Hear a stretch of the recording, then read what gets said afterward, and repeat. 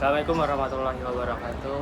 Perkenalkan, nama saya Muhammad Rizal Gunawan dari Prodi Teknik Industri. Perkenalkan, nama saya Kevin Yeskiel dari Prodi Desain Komunikasi Desain Komunikasi Visual. Terus di sini kita akan membahas tentang tentang globalisasi secara keseluruhan. Bagaimana globalisasi dapat mempengaruhi katakanlah sebuah kultur dalam sebuah negara atau dari kebudayaan yang lebih tinggi seperti itu. Baik, untuk menurut saya globalisasi itu adalah suatu hal yang bagus ya. Itu adalah sebuah ciptaan manusia atau mungkin ciptaan sosial manusia yang paling berpengaruh sepanjang sejarah umat manusia. Karena globalisasi itu membuat segalanya itu menjadi mungkin gitu.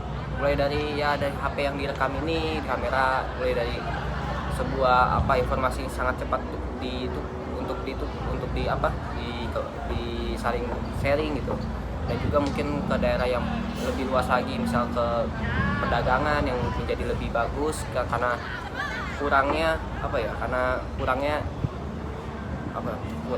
karena lebihnya informasi tentang sebuah negara tersebut. Itu sih.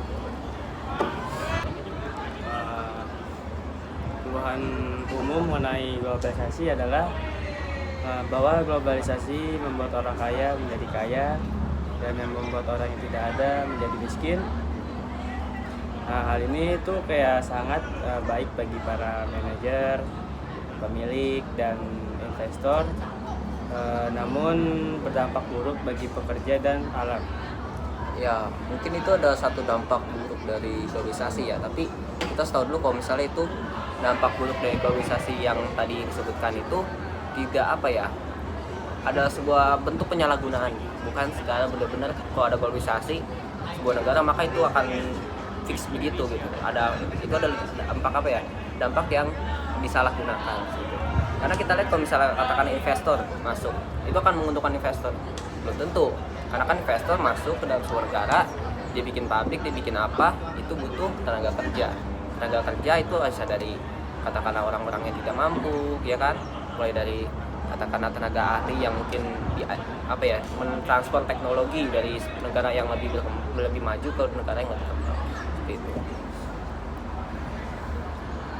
Dan juga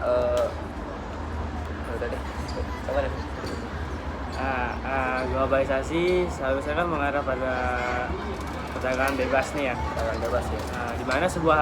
Di mana semua hambatan telah dihilangkan. Hambatan. Namun masih terdapat banyak hambatan. Misalnya 161 negara. 161 negara menerapkan pajak pertambahan nilai yaitu PPN atas impor sebesar 21,6%. Di Eropa. Di Amerika Serikat tidak memiliki PPN. Pajak PPN masuk barang ekspor gitu, impor. PPN masuk. Sebenarnya itu mungkin lebih ke arah kerjasama antar negara tersebut. Misal kalau di Uni Eropa itu kalau nggak salah perpindahan perpindahan itu mungkin ekspor impor ya, mungkin itu lebih ketat karena memang tidak ada kesepakatan antara negara tersebut tentang regulasi ekspor impor terhadap antara negara-negara yang saling berekspor. Kalau di Amerika itu mungkin ada sebuah negara liberal ya, yang benar-benar kebebasannya tuh benar-benar tinggi gitu. Jadi mungkin tuh bisa lebih terbuka gitu dengan negara-negara yang memang ingin ekspor impor kepada Amerika Serikat itu. Dan juga kalau untuk PPN itu sebenarnya itu nggak merugikan banget sih, karena di Indonesia sendiri itu PPN-nya sebenarnya nggak gede-gede banget kan ya. Itu malah akan mendapatkan sumbangsi yang sangat besar pada negara, karena dari barang yang datang itu bisa diambilin pajaknya sedikit-sedikit, lama-lama jadi besar gitu. Itu sangat bagus sebenarnya untuk negara-negara yang sedang berkembang, negara miskin yang mungkin pendapatannya kurang dari sektor pertanian dan lain sebagainya, itu bisa tertutupi dengan sektor pajak dari ekspor impor ini.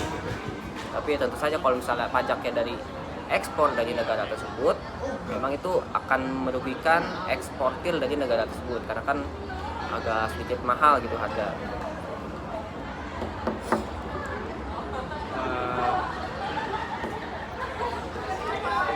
bekerja di negara-negara maju seperti Amerika Serikat sering menghadapi tuntunan pemotongan gaji dari pemberi kerja, yang mengancam dan mengekspor lapangan kerja.